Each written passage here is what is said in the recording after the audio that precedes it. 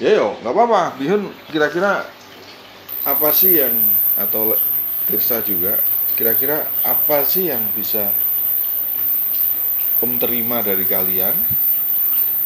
Saran atau masukan atau apa nih sebagai pelukis tuh dengan era sekarang atau seniman itu dalam era sekarang punya ide apa sih, gagasan apa? Kira-kira kita brainstorming aja. Nggak harus benar dan tidak harus salah. Artinya bebas. Mulai dari Bihun dulu. Oh, Tirsa dulu. Gimana, Sa? Ya. Maksudnya coba dirucutin lagi apa yang maksudnya benar-benar kayak apa aja kan terlalu luas nih, kita nggak tahu. Nah, gini, kita buka aja ya. Sebenarnya ya panggil Om aja ya. Om pingin kalian tuh kasih masukan buat Om. Akhirnya itu hal yang harus kalian juga lakukan. Jadi dua hal ini kayak interaksi ya, interaksi. Om pikir kalau dalam hal teknis dan apa yang kalian mau buat itu sudah menjadi sesuatu yang dipelajari kan. Di tantangan itu kalau mungkin seni itu sebenarnya nggak ada yang salah loh, paling bebas loh. Teori itu sebenarnya hanya dasar aja. Saat dilakukan itu membuka ruang kebebasan. Justru yang punya nilai itu saat kita bisa menemukan perjumpaan di kebebasan itu. Tapi kenapa teori itu penting? Karena itu mendasari untuk belajar membuat satu apa ya bisa jadi narasi atau membuat itu menjadi hal yang bisa dibaca oleh orang lain. Orang lain tuh bisa mendapatkan insight-nya dari apa yang kalian lakukan. Itu kan bahasa akhirnya komunikasi kan. Nah, teori-teori itu sebenarnya membangun itu dengan menciptakan atau membuat karya-karya yang tanda petik bebas, kreatif, dan ada inovasinya, ada nilai-nilai kebaruannya. Itu perlu menjadi bacaan juga buat publik. Mungkin ini kurator bisa melakukan ya, diwakilkan. Tapi setidaknya seniman juga punya narasi atau kenapa dan sebagainya. Itu bagian yang komunikasi. Nah, untuk belajar di seni rupa artinya nggak harus jadi seniman. Nggak harus jadi seniman. Bisa masuk dalam semua aspek. Ya, itu bersifat holistik. Jadi apa sih kadang-kadang kita ngomongin masalah seni untuk perubahan, ya kan? Agen perubahan, seni untuk kehidupan yang lebih baik. Berarti masuk di posisi ranah yang lebih luas gitu. Nah, apa ya? Mungkin kita sharing aja. Kalian yang punya pengalaman, walaupun pasti pengalamannya beda yang bertahun-tahun dengan yang kalian masih belajar. Tapi berani untuk ngomong, oh ini mesti kayak gini om, gitulah. Nah itu sebenarnya yang mau om kasih buat kalian dong. Kamu udah ngerti kan? Coba praktekin di apa yang menjadi tugas akhir atau apa itu yang memang dibutuhkan saat apa yang kita lakukan sekecil apapun berdampak. Misalkan pergi kemana, estetikanya ada, pergi kemana atau ketemu siapa ada gestur yang bisa saling menerima, nggak langsung berjarak, akhirnya nggak terjadi komunikasi. Itu teori ya. prakteknya memang nggak mudah. Akhirnya kan kita menulis surat menyatakan isi semuanya dengan runut sehingga orang bisa membaca dengan enak. Oh maksudnya ini, oh itu keren, oh ini cerita ya. Kenapa sampai sekarang melukis? Sebenarnya dari kecil tuh suka coret-coret.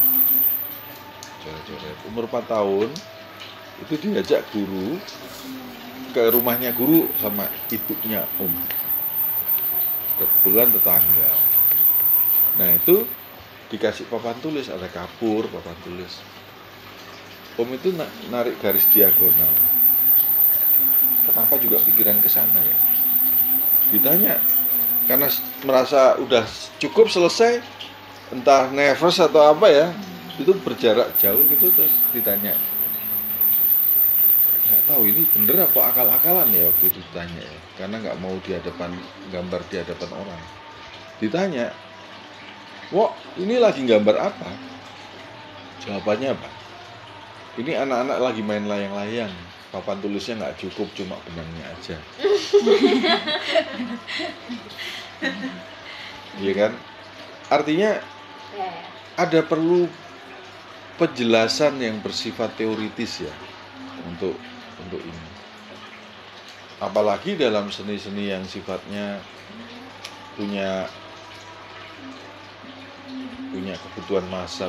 Tapi ini sebenarnya kontemporer justru kita dibebasin karena dia nggak ada masabnya apa-apa, bebas. Hari-hari yang benar-benar sederhana tapi dibikin sangat kuat gitu ya, jelas. Mungkin sesuatu yang hari-hari yang kita temui disampaikan dengan pendekatan yang kuat gitu ya. Nah itu bisa jadi sesuatu yang ini, tapi kan penjelasannya ada dan relate dengan masanya. Jadi misalkan modern, ya kan? Akhirnya muncul karya-karya abstrak. Kenapa? Di Eropa dulu orang udah jenuh dengan romantisme, terus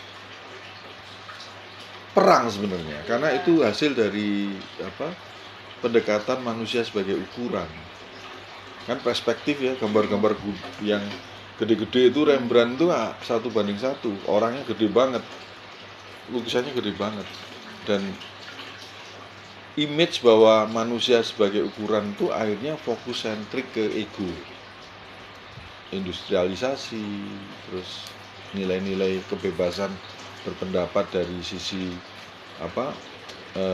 oke sih boleh, tapi itu muncul ke penemuan yang membangun industrialisasi, keunggulan, siapa paling unggul, akhirnya perang kan.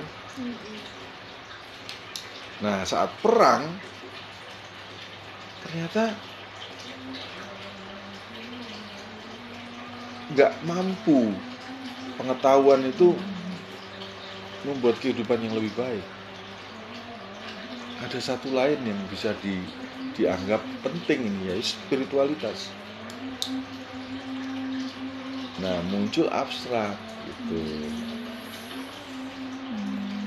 Spiritualitas ya pendekatannya macam-macam kan jelas.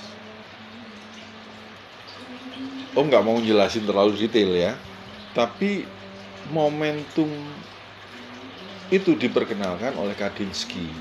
Dia membuka satu buku yang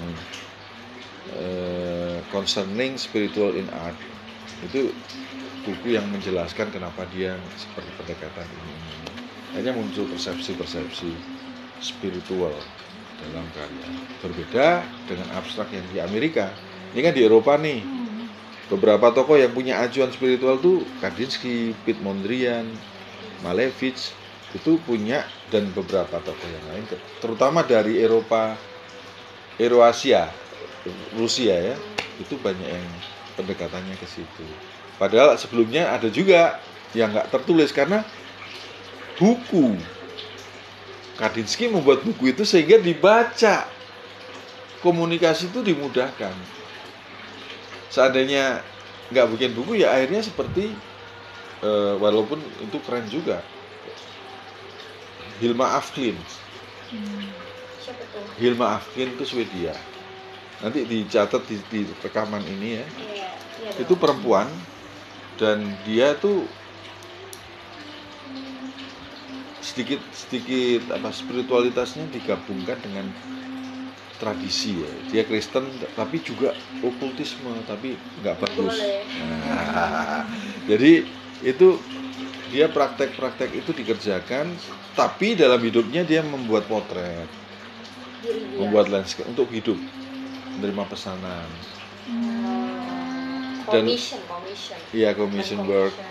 Tetapi ada karya-karya dia yang dikerjakan secara intim, lebih dari 1000 ya, gede-gede juga, disimpan di gudang. Dan saat dia mau meninggal itu pesan sama cucunya, hei cucuku gitu. Kalau sudah 20 tahun setelah aku mati baru kamu buka nih. Ternyata nggak dibuka karena mungkin ada sesuatu ya. Sampai yang nemukan tuh yang nyewa rumah itu. Nemukan gudang itu dibuka, masuk museum dan heboh. Karena sangat besar, sangat baru, nilai-nilai kebaruannya muncul seperti Van Gogh. Abstrak dia. Abstrak. Kamu pelajari Hilma af Klint nanti. Hilma af Klint. Hilma tulisan biasa, Hilma af Klint. Af. Terpisah ya. Hilma af Klintnya juga terpisah. Klint. Oh, af Klint. Nah, itu jadi PR kalian juga untuk belajar. Sekalian praktis nanti. Yes.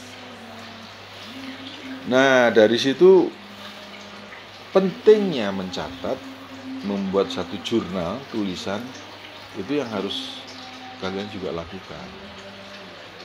Nah, bukan berarti Om nggak ngerjain itu, diam-diam juga ngerjain gitu ya.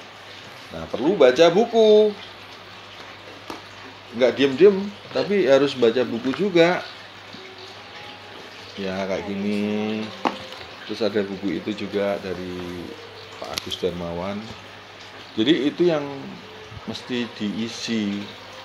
Selain pasti hubungan relasi antara spiritual dan seni itu dekat sekali. Nah, kalau beda sama Amerika jargonnya itu American Abstract Expressionism. Eranya beda nggak sama yang Eropa tadi? Beda.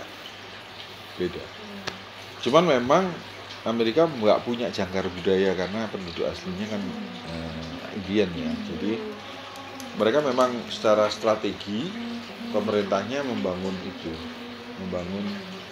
komunikasi budaya untuk membangun jangkar budaya. Jangan salah ya, sebenarnya jangkar budaya atau kebudayaan, kesenian itu sangat penting dalam struktur negara. Tetapi kadang-kadang nggak dipikir karena era pembangunan, masyarakat yang sifatnya lebih maju, teknologi dan sebagainya. Sebenarnya akar budaya harus dimiliki. Jangkar budaya itu penting. Tetapi seringkali bukan prioritas karena memang ada yang hendak dicapai tidak seimbang. Maka ada masalah-masalah yang muncul yang tadi Om bilang nggak holistik, nggak ada. Artinya kalau misalkan seseorang itu dalam bidang tertentu atau misalkan teknik atau di bidang kemasyarakatan sosial harus memiliki hal-hal yang sifatnya memang pendekatannya ke seni. Minimal ada satu keseimbangan dalam berpikirnya. Nah, seperti itu sih. Jadi kenapa kalian juga nggak harus jadi seniman? Balik lagi yang di Amerika. Nah, Amerika ya. Yang Amerika Kenapa? tadi siapa Tokohnya? Oh, kan tadi belum tuh, baru malah jadi ngomongin cagar budaya ya. Ya banyak sih ya. Jadi Amerika memang butuh cagar budaya, dan waktu itu dimunculkan nama-nama atau yang memang bergerak di momen itu adalah Mark Rothko. Mark Rothko. Tapi Mark Rothko itu nggak mau disebut pelukis abstrak. Oh, ini jadi yang dari tadi disebut abstrak semua ya? Ini abstrak dulu, karena kita yang tahu abstrak, kalau yang lain karena kita di posisi itu. Karena magang sama kan, bukan magang sama orang kontemporer.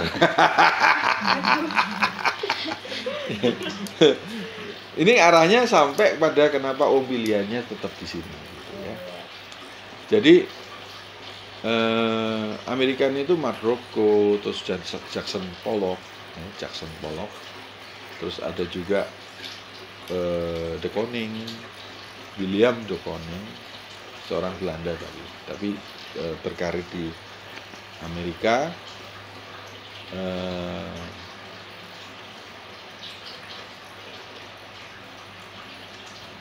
Ed Reinhardt. Terus ada beberapa lagi yang lain yang mungkin mereka sebenarnya pendekatannya spiritual, tapi konteksnya dibangun oleh masyarakat Amerika untuk jargon itu American Abstract Expressionism. Jadi ada Amerikanya, nasionalis banget ya. Nah itu memang sengaja dibangun itu supaya mendorong pengertian budaya dan Amerika.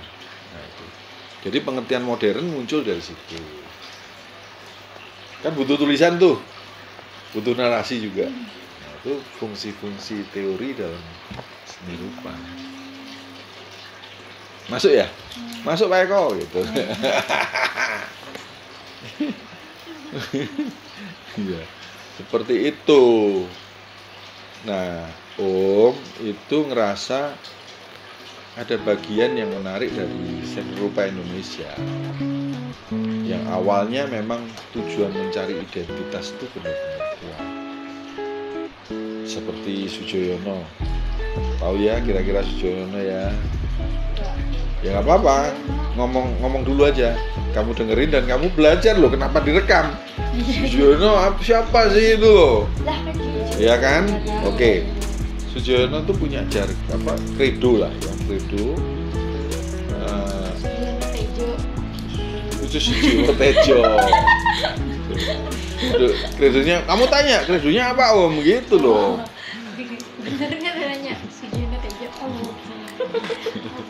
Sujoyono Tejo gitu ya.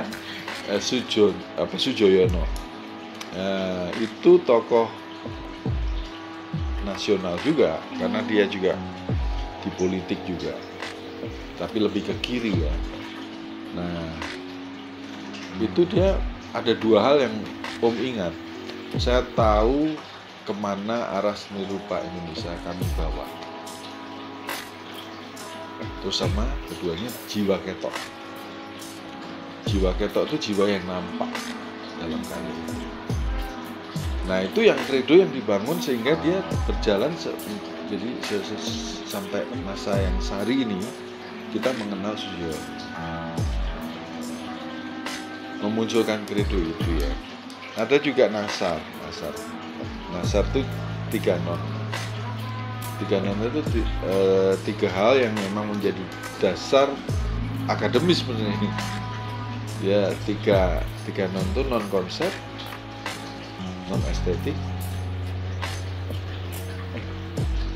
dan non apa ya artinya? Non bentuk ya. Nah, kayak gitu deh. Jadi dia menghindari persepsi tentang bentuk, tapi ada satu pendekatan merasakan kuat tentang objek dan sekitarnya. Misalkan kamu melukis pantai, kamu nggak masuk ke dalam air di pantai itu, ya kamu nggak bisa merasakan apa yang ada di situ. Misalkan kamu bikin keramaian Jakarta, tapi nggak pernah ngerasain macet. Ya. Kamu ngomongin matahari, tapi nggak pernah panasan. Kerja gimana? Nggak kan? Itu contohnya. Jadi pendekatannya lebih pada rasa dan larut dalam apa yang kamu lakukan. Artinya akhirnya kamu sadar bener apa yang kamu lakukan. Kamu melukis tuh tahu bener apa yang. Dan Affandi itu kan memang tokoh yang sangat terkenal karena memang pintar sekali. Dia menguasai begitu banyak bahasa dengan pengalaman di luar negeri. Bahkan waktu dikirim ke satu lembaga pendidikan oleh pemerintah ke India, Niketan itu profesor di sana, kamu itu nggak usah belajar, kamu udah pinter. Kamu istilahnya nggak usah lah belajar. Akhirnya dari situ dia pergi ke Amerika belajar. Eksplorasinya memunculkan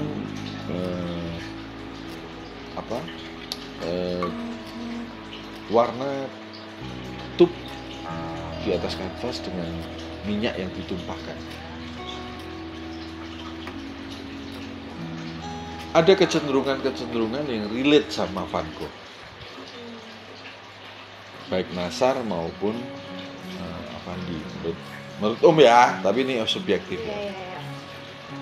Jadi Nasar tuh memang membaca bukunya catatan Van Gogh. Nah, catatannya itu merupakan surat-surat Van Gogh kepada Theo, adiknya, Vincent ke Theo. Nah, itu diambil banyak dibaca sama Nasar dan akhirnya melahirkan buku catatan malam. Dan ini kan perlu intelektual kan, proses ini, membaca, menulis, membedakan pikiran-pikiran yang akhirnya merefleksi dalam karya mereka. Nah itu, terus Basuki Abdullah yang kita tahu semua ya, dia sangat piawai untuk membuat secara teknis, dan memang sekolah di Belanda, termasuk Raden Saleh yang sebelumnya itu Indonesia punya, keren kan? Ya. Dan kita punya sejarah seni yang cukup bagus, bahkan polemik seni rupa yang bagus. Saat OE ngomongin apa? Seni lukis Indonesia tidak ada. OE itu salah satu tokoh Jakarta. Kalian nggak mungkin ditanya siapa tokoh Jakarta seni rupa, nggak ada kan? Itu ada 3, Nasar yang tadi Om ceritakan, OE Osmar Effendi, sama Zaini. Siapa ya Affandi? Bukan siapa-siapanya. Oh, kirain Kalau Nasar itu muridnya Sujoyono. Oh, si Sujoyono. Bukan Sujoyono, tapi muridnya dalam arti dia dianggap tidak bisa melukis sama Sujoyono. Nasar itu. Tapi dia seniman. Siapa? Si Nasar apa Nazar? Nasar, biasa tulis tapi pakai Excel. Nah, itu catatan surat-surat malam buku yang lahir dari, keren banget kalau kalian Puisi baca. Itu, ya. Enggak, itu dialog antara Nasar dan OE banyak. Tapi dia catat, dan itu perilaku yang memang akhirnya menjadi buku. Kalian nyatat tentang apa yang kalian resahkan di dalam satu catatan yang terkait dengan proses kreatif, itu bisa menjadi buku. Nah, itu tugas komunikasi lewat tulisan, audio, video, dan itu yang akan kita lakukan. Bukan. Bukan. Artinya konteksnya lewat konten, lewat apa aplikasinya ya. Tapi konsepnya dokumentasi itu penting. Apapun. Kalian bikin website itu lebih bagus. Kalau misalkan disediain oleh sosial media sekarang juga lebih enak ya. Bisa langsung nyemplung ke situ. Tapi rata-rata kalau seniman sekarang misalnya dia on social media ya, untuk jual belinya tetap ada website-nya gitu. Ya, jadi itu lebih kepada tata kelola sebenarnya. Saat sudah menyentuh komunikasi jual beli, bisnis, dan itu tata kelola. Kita nggak tahu ini nanti kita ngobrolinnya mengarah ke tata kelola atau proses dokumentasi. Nanti terserah, kalau tata kelola lebih berat lagi. Karena Om sendiri masih bonyok masalah itu. Kalau masih sampai mendokumentasikan itu masih oke, bisa dilakukan. Tapi udah praktek ke tata kelola itu harus pameran sama bertemu dengan audiens yang lebih luas terkait transaksi dan lain-lain. Itu lebih ke galeri sih. Jorok sih sekarang dia. Ya. Oke, terus itu aja. Apa yang kita ngobrolin nanti jadi PR kalian untuk belajar nama-nama itu ya. Yes. Nanti Om juga mau ngasuhin ke grup nama-nama itu. Nah, kenapa abstrak? Nggak ada pertanyaan ya. Kenapa Om milih abstrak sih? Kita nggak memilih abstrak sebenarnya. Enggak, kenapa sih? Maksudnya ini analoginya kenapa sampai terjadi pilihan-pilihan itu. Kalau misalkan bingung nanti Om tanya kenapa kamu bikin karya itu kan bisa. Sebenarnya ini relatnya sama dialog di mana kalian nanti bisa membuat dokumentasi tentang karya kalian sendiri. Jadi interaksinya ke sana. Kenapa kamu bikin karya ini? Nanti TA kamu udah siap itu isinya, ya kan? Ya udah pulang. Ya? Kenapa abstrak sih? Kenapa abstrak? Tapi ya beginilah, kalau dibuka pinjang bau sakit ya. Jadi sakit. Apa dalam seni rupa itu kan di Indonesia kembali pada OE ya. Tadi ngomong apa? Seni rupa seluruh Indonesia tidak ada lagi. Itu jadi kegelisahan gitu loh. Karena budaya melukis atau budaya seni rupa itu yang paling terdokumentasi dengan baik itu yang dari barat. Coba kamu mikir nggak kita punya tradisi itu sebenarnya? Nggak ada kan? Seni lukis terus dipamerkan, dilelang, masuk dalam perputaran seni rupa yang lebih luas lagi gitu kan? Nggak ada, kecuali dari barat. Nah, yang Om pikirin itu sebenarnya seni rupa kita tuh udah kaya banget gitu. Om mikir bahwa seni rupa tradisi itu punya potensi pendekatan abstrak, wayang kulit, terus apa lagi tuh, batik ya, terus pola-pola di rumah tradisional itu kan ada ragam-ragamnya itu. Nah itu bisa merefleksikan kecenderungan pola tradisional itu, terutama geometrik loh. Kamu misalnya lihat Borobudur dari atas, simetris ya. Misalkan lihat candi, samping kanan kiri, gaburannya ada, terapnya ada, terus hiasan ragamnya yang di samping kanan kiri kan simetrik. Maka munculnya.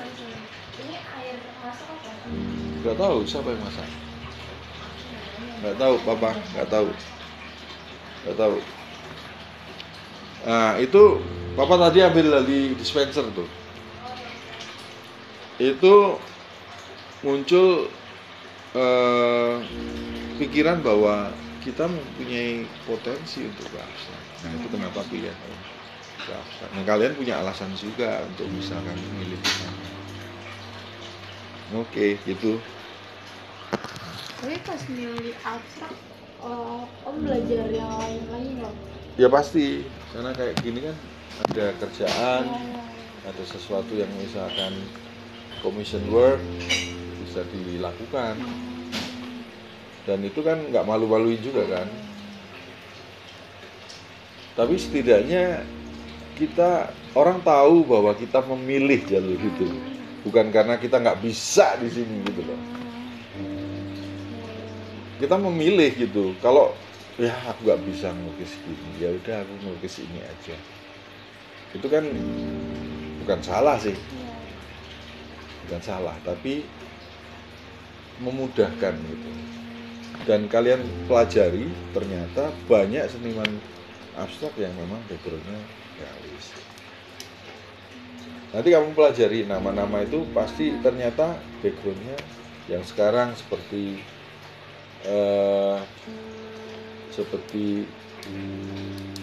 yang apa yang sudah Om tadi sebutin itu semuanya punya latar belakang yang bisa untuk melakukan realis, dan sejarahnya ada, catatan-catatannya ada.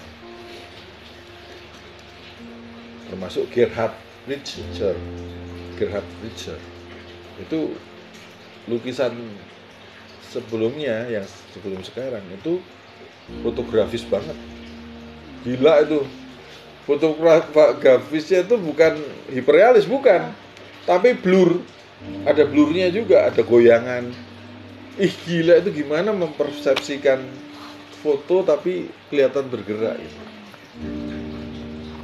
Itu khusus, tapi tiba-tiba dia juga udah lari ke abstrak dengan posisi bentuk gerak. Pakai jidar ditarik warnanya jadi berbentuk gerakan. Merasa begitu. Kenapa perlu bisa membuat tulisan, bisa merepresentasikan, hanya metode dokumentasinya yang gimana. Itu yang PR-nya kalian untuk nanti pertemuan selanjutnya. Misalnya, Om ternyata kita mau nyoba bikin video gitu. Oh, kita bikin tulisan. Ya Kak, tugas kamu untuk bikin TA kan sekaligus dipraktekkan. Kalau misalkan ada channel YouTube belum, Mak? Kalau misalkan mau bikin bisa. Learning by doing. Kita siapkan. Wih, keren loh. Aku dibikinin kopi. Kayaknya kalau nggak kopi nggak cerdas ya. Minum lah, kan ngomong dari tadi. Minum. Itu banget sih, Sah. Coba sih Pak. Jadi malu Papa. Gitu. Ada apa ya, kenapa nggak berhenti pada teknik aja? Ini awal pembicaraan kita dari beberapa kalimat pendek, ada banyak. Bihun kenapa masuk seni rupa? Apa yang sederhana aja nggak apa-apa? Karena cuma bisa gambar. Cuma bisa gambar ya? Iya, Tersa apa? Bisa gambar. Nyemplung aja sih sama Nyemplung. aku. Iya. Kamu nggak punya purpose, nggak punya tujuan dong? Ya untuk kan tadi Bapak alasan kenapa Sederhana. awalnya kan, maksudnya untuk di awal gitu. Awalnya nggak ada purpose apa-apa gitu loh. Oke. But ya for now maybe ya udah mulai mempelajari, mulai serius. Ini nggak tau sekarang kayak nyari apa ya, mau ke arah mana nih gitu. Iya. Jadi gede banget itu slogan seni untuk kehidupan yang lebih baik, seni sebagai agen perubahan itu gede banget. Tapi sebenarnya ada nggak sih Ada. yang benar-benar terjadi gitu? Holistik. Holistik itu. Dan itu hanya terjadi pada seni rupa. Yang bisa merubah itu orang-orang seni rupa sebenarnya. Makanya sebenarnya penting. Sastra. Iya. Politik itu bisa dirubah lewat sastra loh. Jangan salah.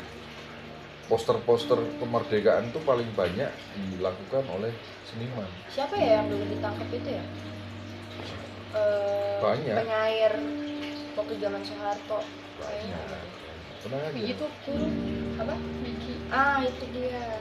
Banyak. Yang dibikin filmnya tuh loh. Dan itu kan pilihan ya, saat dia sudah melakukan itu pilihan. Hidup itu memang susah banget ya,